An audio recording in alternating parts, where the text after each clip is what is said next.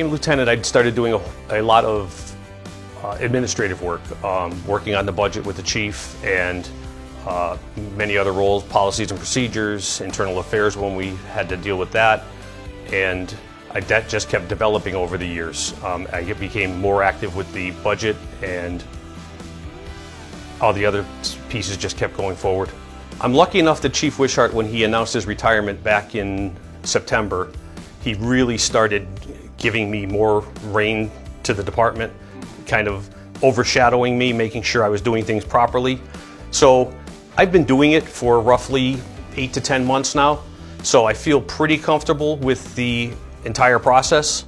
I'm sure there's going to be a curveball that's thrown at me once in a while, but the fact that he started turning over more and more made this transition for me relatively easy.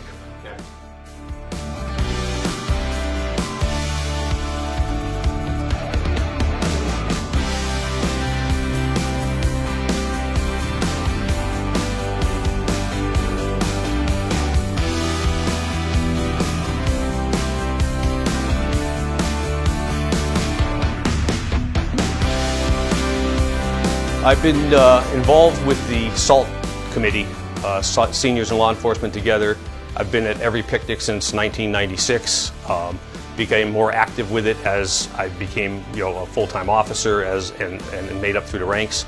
So that's a lot of fun, dealing with the seniors and going down and talking to them about scams. There's so many scams going on right now, and talking to them about our different programs. We have the Is Your Number Up, which is the signs out in front of your house so that the police and fire and ambulance know what house number it is. We have the lockbox program, which they give us a key to their house. We stick it in that box, and we are the only ones that have a code to get in there if there's an emergency.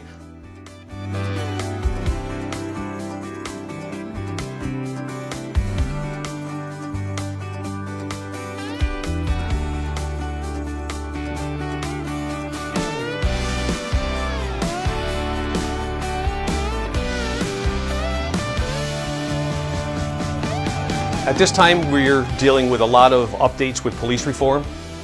They're constantly changing. There's several policies I've updated once already that need to be updated again with some definitions and language regarding the new post commission that has been set up and the responsibilities of the department to file any complaints. Any complaints that come to the department also have to be uploaded to this post commission for them to investigate as well. I also have to make sure that all of the officers stay certified. They were all certified as of July 1st, but now we have a whole recertification process that begins. It's alphabetical, so there's a few officers each year.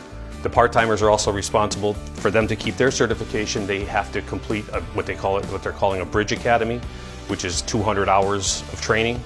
So we'll have 3 officers that have to go this year, 1 more next year, and 1 the following year. That will get them up to keep and maintain their certifications.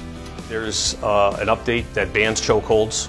There's also de-escalation is required when feasible to make sure that officers try to use verbal commands and discussion prior to going hands-on.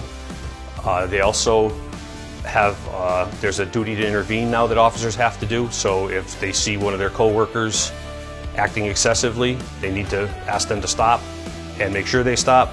That also has to be reported. So they have to forward that information eventually to me, and again, that would go to that post commission. That's part of the new language that we're working on right now as well. The internal affairs policy has to be updated to discuss this police standards, division of police standards, which is part of the post commission. So they'll review everything and then give that to the commission for them to ultimately judge on.